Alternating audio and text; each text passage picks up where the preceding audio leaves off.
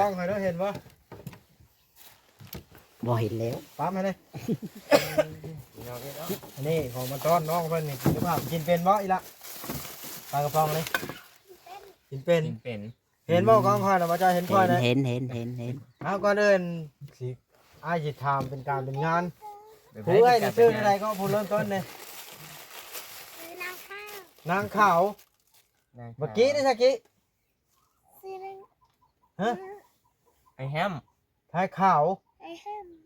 ไอ้ห ไอแฮม ชื่อพลังฮะ ำไอ้ห ไอแฮมแล้วอ่ะ แล้วเมื่อกี้ได้ชื่ออย่างไรอ้ายนะ ฮอนด้า ฮอนด้า โอ้อาโตโยต้าฮอนด้าเอา ดีโว ดีเออช่างเป็นอะไรพ่อแม่ไปใช้มาเนี่ย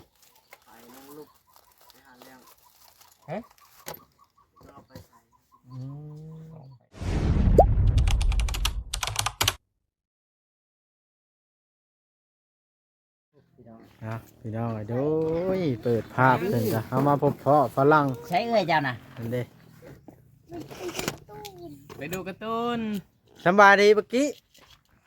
กี่น้อยปะ แต่อันนี้จังแม่นฝรั่งเนาะ เฮ้ยหลังเขียนเพื่อนพี่น้อง ไม่ใช้อายเลยน้องหมึกอายนะ เอ้ยเด้อ เอามีเนี่ยมาต้มกิน ปลากระป๋อง ปลากระป๋องพร้อม แตงนัวผักพริกมันยาพาราพี่น้องเลยเนาะ เขาจะ ตกใจ ได้ใช้เลยน้องเจ้าได้ใช้ปะล่ะ ไปดูซื้อจ้ะ ไปนุ่งเสื้อ เอ้ยเราได้ขาวนะน้องข้าว พี่น้องไอ้พวก ใช้แม่เจ้าน่ะไปใช้ ไปหากบ ไปหากบพอได้ ออกไปทำงาน พอไปทำงานเมย์ไปหากบมาเกียด กบสีขาวหรอ เจ้าบ่ายยังมือนี่มือเปื่อนให้เบิ่งดูมือนี่เบิ่งดูบ่ายยังไง ตีหยัน ไปหากบ ได้เจ้ากินเป็นบ่กบ กิน กิน เจ้ากินเจ้ามากินตัวไหนมันกินแข็งหรือกินขามัน กินยัง กินกบ กินกบโอ้น้องเพิ่นยังมาทำออกมาน้องกับเอื้อยเนาะพี่น้องเนี่ยเพิ่นสิคือกันแบบนี้อยู่สาม 3คนเนาะบ่จ้ะเนาะ สามคน เนาะเป็นน้ำเชื้อชาติแบบสันชาติหรือว่าจังใด พลังน้อยมาเกิดแต่เขาตีเชือกเสือตะกี้ เหมือนเนาะ เพิ่นละลืมกลับประเทศ อ๋อ เนาะบ่จอย ลืมกลับหรือเพิ่นอยู่นี้ อ้ายเอาค่อยนะบ่จอย จะอยู่น้ำมันนั่นบ่อยู่น้ำอ้ายบ่พ่อแม่ไปหาคบมาเขียดเนาะอยู่น้ำอ้าย มาไม่ละ นี่ผู้น้อยแห้งอันนี้ มาเดี๋ยวดัง แม่นี่สบายดีนะง่ายสบายดีไหม ทำไมดี จะซื้อในไรเจ้าน่ะ มีฮอนด้า ฮอนด้า นี่ได้จ้ะซื้อจะไหน ยามาฮ่า ฮะ น้องหล่าโมงอันข่าวแห้งเนาะโบได้แม่นนะ อาดอนไม่ใช่ เนาะ ยังน่ะ บ่จอยเฮ็ดกับของค่อยเห็นหยัง ซื้ออานอน มาไหม่ล่ะ มาแม่นบ่แม่นขนมซ้ำพี่น้องนี่จะไปลวกก่อนเด้อล่ะเด้อไปใส่น้ำร้อนก่อนเด้อหิวเลย นั่นเด้3คนพี่น้องได้เพิ่นมีกันอยู่นะแต่ว่าคนพ่อแม่ก็เป็นลาวแท้ๆเนาะ ลาวแท้ๆได้มากันอยู่ นั่นเด้ผู้เอื้อยหมูอันน่ะเนาะ สบายดีล่ะ สบายดีเอาถามชื่อตั้งแต่ผู้กกมาเลยบัดนี้ คนนั้นซื้อในไรคนนั้นน่ะ มีฮอนด้า มาหันหน้ามาพี่ คุณนั่นน่ะไอ้โคกบ่คุณน่ะ หันหน้ามานั่งหันละมาบ่จอยมันอันถ้าย้อนแสงบ่ได้ก็ค่อยนะ ไอ้บ่บอดเฮ็ดไปตัวขี้ บ่แต่คือมุมแมวให้บักอ้ายใหญ่หมู่นี่อึ๊บนั่งอยู่นี่บนกล้องให้ด้วยเห็นบ่ บ่เห็นแล้ว ปั๊มให้เลยอันนี้ของมันต้อนน้องเพิ่นนี่กินหรือเปล่ากินเป็นบ่อีละปลากระป๋องเลยกินเป็น กินเป็น เห็นบ่กล้องค่อยนะบ่จอยเห็นค่อยนะ เห็น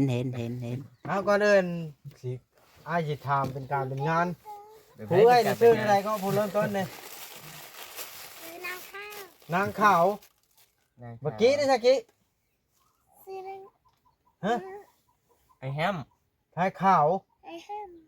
ไอ้ห ไอ้แฮม ชื่อพลังแท้ ไอ้ห ไอ้แฮมแล้วอ่ะ แล้วเมื่อกี้ได้ชื่อหนึ่งนะไอ้นะ ฮอนด้า โอ้เอาโตโยต้าฮอนด้าเอา ดีโว ดีเออสร้างเป็นอะไรพ่อแม่ไปใช้มาเนี่ย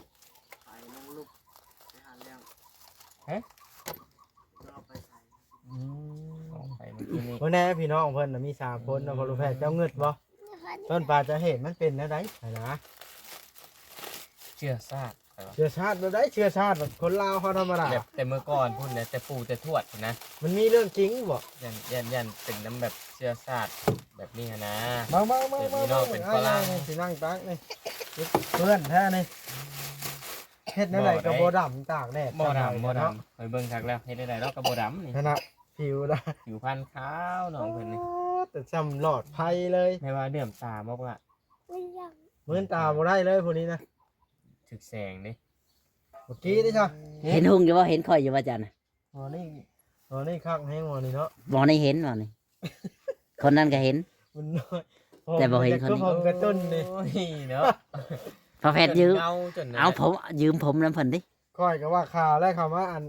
ใกล้น้องเพิ่นอายเลย มือข่อยกับแขงน้องเพิ่น กะเลยกะปิเฮาเนาะ แม่น สำกับปีกุ้งเลยกับปีกุ้งก็บ่บ้านพอแพทย์ สร้างเป็นอันนี้เนาะถ้าเจ้าบ่ย่านคนบ่คิ เมื่อบ่มื้อนั้นค่อย บ้า เป็นได บายนอนเพิ่นตั้งพลังอันนี้เนาะ แม่น ตั้งพลังคักพลังแน่ได้นี่นะหมอนี่คือพลังหน้าตาบางทีเงยขนาดขึ้นมา คือบัดจุพนนั่นแหละบ่เลย แม่นบ่ แม่นคือบัดจุพน ตั้งพลังมาเกิดบ่ เอาว่าพอแพทย์ขาวๆนะ ค่อยว่าแต่ข้าวตีเชิกตีเสือตะกี้น่ะเนาะ เพิ่นลืมกลับบ้าน เพิ่น เนาะ เดิมกลับบ้านบ้านในฮารี่จะช่วงใดช่วงหนึงบัดฮอดข้าวมาเกิดแล้วมาเกิด แม่นซะบ่ เอ้า ว้าวคือนั่นนี่ได เว่าคือเพิ่นเห็น ยอกมันเป็นยังไงถึงเป็นแบบนี้ เป็นยังล่ะเป็นตุ่มฮีฮิตบ่ บ่เพราะว่ามันแพ้แสงเนี่ยมันก็น่าจะสูงจอเล็กน้อย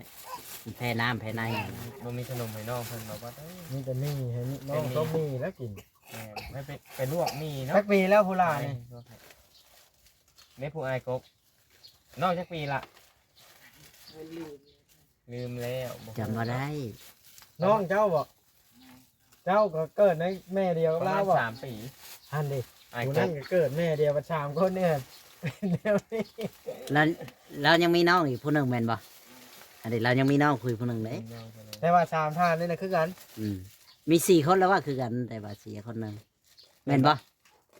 พลังมันคือกันชี่ อ่า เสีย จ้อยจักอี บ่ค่อยได้ยินข่าวนะที่เราเว้า สิได้ผู้นั้นบ่อยู่ เบิ่ง น้ำ มา ห ละ มู่เนาะ พอบายผม เป็ เท่าน นั้น หยังวะ เอาบ่พอแพทย์ผมละ ผมจะคือผมกระตุ้นนั่นเล็กน้อยลิ้นนั่นเลย แม่น ผมผอมเด้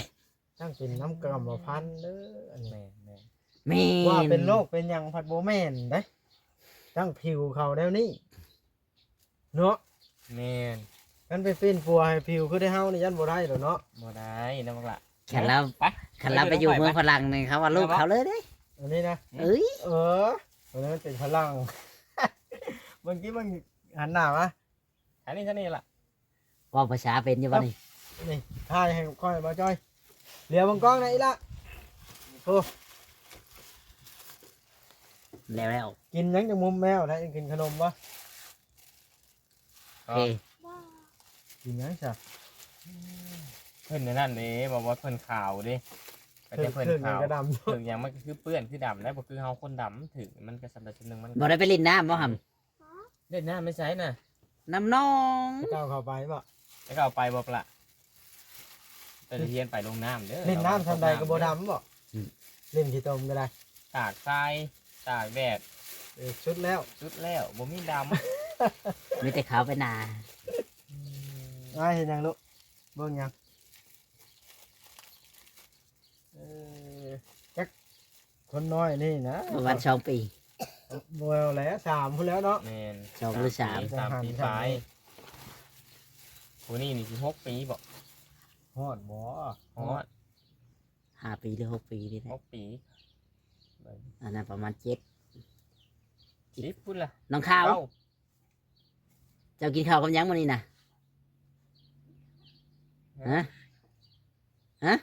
กินข้าวกับน้ำมัน กินข้าวกับหน้ำไม้พลังก็กินหน้ำไม้เป็นเนาะแซ่บบ่หน้ำไม้เห็นอะไรกินน่ะ ไปอึ้งเลยจนว่าบ่ได้เนาะ แกงอะบังบ่ มันยังเป็นแกงกระบัง แกงหน้ำไม้เราก็รู้จักอยู่ถามเราก่อน อ้าวจ่อยเว่าไปดูรีบแล้วบัดนี้ มันยังเป็นแกงกระบังบ่ แก แม่ ง น ก สิ ระบัง แกงคนเอาบังเนาะ มาน้ำกันเว่า แม่นบ่นาง ได้บัดนี่ อันนี้เราก็ฮู้เด้ แกงหน่อไม้นะบ่แกงกระบัง เขาก็บอกว่าถึงจะเข้าถึงก็พี่ เออกับเด็กน้อยธรรมดานี่แหละเนาะแต่ว่าผิวเขาเป็นนั่นซื่อๆเนาะ แม่นเนาะขาวพี่น้องเลยอ่อนเพิ่นแข่งขาขาวขาว หน่อยการพันบอลิงขี้ตมในแห้งขาวกว่านี้เนาะ ขาวจนร้อนเนาะ เอออึ้ง อย่าเห็นน้องเด้อยู่แบบธรรมชาติ ชนชาติมันอยู่ในเมืองก็ยังใครอยู่อันนี้อยู่ชนบทที่สุดที่ห่างไกลเมืองที่สุดเนาะ แม่น งึดบ่ว่าจอย งึดมีพลังมาเลยสิถ้าแม่น เข้าในกำ พันใหญ่มา ผมจะดำน้อยๆพุ่นน่ะเนาะ ผมเรางามเด้ผู้หญิงไม่ว่าซับกันแบบสีทองนี่แบบออกแบบสีนั่นฐานะแบบว่า ตัวนี้ท้องข้างในนี่ สองคนแบบทองด้วนๆเลยเป็น โอเค เราบริยอมจะเชื่อบ่ผู้นี้ผมธรรมชาติแบบว่าจะเบิ่งนี่ฮะ เกิดแบบธรรมชาติ ไอ้ไอ้ ถ้าเราใช้แว่นตานี่แล้วสีเบิ่งชัดเจนบ่เราบ่เคยใส่นอกจากสีเบิ่งยากเนาะ เขามื่นตาบ่ได้จากคนเนาะ นี่มีแต่ได้ผู้เอ้ยนี่ กับน้องนะคนนี้มือนบ่ได้ ผู้นี้นั่นนะเห็นละหมื่นบ่ได้ เราอยู่แต่ในบ่ เราแพ้แสงให้คนนี่ แต่ว่าตอนคืนนี่เห็นบ่ แต่บ่เห็นคนนี้นะ ตั้งถือพลังมาเกิดในลีนี่เนาะ แม่น อันนี้อย่าเด็ดขาดว่าเชื่อด้วยอัน จบ น้ำเชื่อบ่จ้อยนะเด้อบ่จ้อย มันเป็นมีอหลีคนมาเกิดนี่เนาะ กรรมพันธุ์เนาะ กรรมพันธุ์ได้กรรมพันธุ์เขาพันธุ์บ่แม่นพลัง ปู่ย่าตายายตกสืบทอดต่อ ปู่ย่าตายายตะกี้มีพลังบ่ฮะ อ่ะ บ่ได้มี เพราะว่าแม่เราพัน แม่ละพันธุ์ไปได้อะนะ ต้องถามแม่เราก็จำบ่ได้เลย ตามที่แม่เราสุพังบ่จ่อย ตามที่แม่เรา ฝันว่าฝรั่งอยากมาอยู่น้ อืม ำก็เลยให้มาอยู่ แล้วก็เปื้อพลังนะ เพื่อ 3 คน ก็จะกลัวร ลื ถ ม เนาะ เลยเขาก็จำบ่ได้ อ้าวเราไปจอดรถกลางทางนี่เฮ้ย ขึ้นบ่เพิ่นเท่บ่จอดรถกลางทาง หาเรื่องแท้น่ะ เดี๋ยวนี้ รถเขาหลีกได้อยู่บ่บ่จอย ไหนนี่แหละน้อง เนาะ เพิ่น พี่ จะ น้ ได้ องเอ้ย เนาะพี่น้องเอ้ยเรื่องใด น้องพลัง เพิ่นนั่นแหละนี่ จะเหงื่อเลยก่อยเคยเห็น เห็นเป็นของจริงเมื่อนี้ก็อายเรานั่นยังไม่ได้เป็นพลัง คือการเราก็ได้ผมแดงคือกัน ผมแดงว่าฉัน แดง จะย่อมว่าหำอันนี้เราย่อมเอาเราก็อยากเป็นคือน้อง มีน้อง3คนเพิ่นพลังหรือ4บ่ น้องเราอีกคนนึงแม่นบ่ล่ะเออน้องชายบ่คนนั้นก็ได้แม่นชายเราอีกก็บ่ได้ดำก็บ่ได้ขาวคือแบบนี้ อืม เราก็คนธรรมดา กินข้าวยังกินแต่ละมื้อละเว้นนะ เอาอีหยังใส่ปากน่ะมึงล่ะ หลักๆนะ พี่น้องเอ้ย บ่เกะ สิบ่ฮู้ดอกเนาะ ถามมือขาวนะ ตั้งพลังอะไรเหรอนี่ทาง บ่ขาวกินหยังคือมือนะเจ้านะ กินปลา กินปลาไปผู้ใดสิมาอยู่น้ำข่อยนะมาอยู่น้ำข่อยผู้หนึงใช่ปะ ต้องหมอแบงแฮมนี่เนาะ แป้งแฮมก็ได้ เอ้ยพี่น้องเนาะเป็นตะแพงเป็นตะหักอะไร ขอสิให้วิตเตอร์บิทแชร์ให้คลิปนี้ กันวิตามินแชร์ให้ข่อยพ่อรถในคลิปนี้ เจ้าหูจักบ่คนดังที่สุดใน YouTube อันดับหนึ่งของ YouTube เจ้าฮู้จักเพิ่นเว้า จักกันแล้วข่อยเคยเบิ่งเพิ่นบ่ฮู้จักดอก บ่จักไฟไปนะ ขาวเจ้าเบิ่งการ์ตูนบ่กินนี่นะ เข้าโรงเรียนอยู่ไสนี่ เข้าแล้วบ่โรงเรียนน่ะนาง เก่าแล้ว เจ้าอยู่ห้องใด เอาไปดู เขียนชื่อเจ้าของได้ยัง ก็ใกล้อยู่ก็ใกล้เฮาเฮือนดูก็เป็นอยู่บ่ล่ะ เอาเป็น ไปเข้าอยู่ไสอันนี้นะไสโรงเรียนนะขี่รถไปส่งบ่โอ้ไปเบิดชามนี่บ่ เราย่างเอา ไปแต่สองคนหนุ่มขาวกับหนุ่มแบมแฮม หนุ่มแบคแฮมกับหนุ่มขาวน้องขาว หนุ่มเนี่ยหนุ่ม เมื่อยบ่ย่าง หนุ่มโตโยต้าฮอนด้าแล้วบ่ทันนั้น ฮอนด้า ฮอนด้ายัง ฮอนด้าหรือโตโยต้าเดี๋ยวนี้ ฮอนด้า โอ้ศูนย์ฮอนด้าเป็นศูนย์โตโยต้ามันเป็นศูนย์รถใหญ่แล้วเนาะ แม่ เจ้าเว้าภาษาอังกฤษเป็นอยู่บ่ เอาเป็น บ่ไปเลย ก็จอยก็ไปเว้าแล้วน้องเพิ่นภาษา เรียนว่า ฟังภาษาพลังไหมคันเจ้าเว้าแล้วอาจสิชวาดนี่เนาะคันเจ้าพาเราเว้าร้องมึงเนาะ ตอนผมอยู่พ่อจอย ว่าบ่เป็น ห่านคันเว้าภาษาพลังนี่แล้วชวาดรถนี่ เว้าดูจัน เฮลโลเฮลโล มันมีฟอร์ม โอ้โหหมอจอยบิน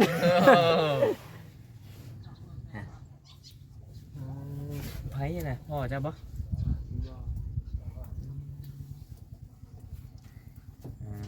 เขาไปทำงาน เอาไปทำงานหยังอะน่ะ ทำงานอยู่ไสอยู่ฝั่งไทยบ่ ก็อยากให้กับเจ้ายืนเลี้ยนกันแล้วจะถ่ายรูปแล้วสิจบคลิปเดี๋ยวนี้นะ แม่น ห้องเพิ่นมายืนเลี้ยนกันเด้อ อย่าเพิ่นดอก คอยอยากได้ภาพงามๆไปภาพตอนพี่ตอนน้องบัดจ้ะ ไว้เลยได้ให้เพิ่นยืนเพื่อว่า สิจบคลิปมื้อละได้นี่ ปั๊บจะปั๊บ มันถึงแล้วเนาะบ่าวจอย ได้ทีพอสมควรแล้วพี่น้องนี่เนาะที่ได้ขอตัวจบคลิปก่อน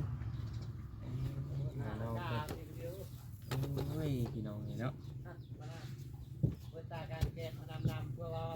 คักอะไรได้ลูกเป็นพลัง จังได้บ่ว่าวัด ถ้าเราไปอยู่พลังนี่แน่ใดก็อันประเทศเพิ่นบ่จับเนาะเขาว่าคนพลัง หมดจับ โอ้คนนี้คนประเทศขู่ข่าเองนี่ใครสิว่าแล้วนะ แม่น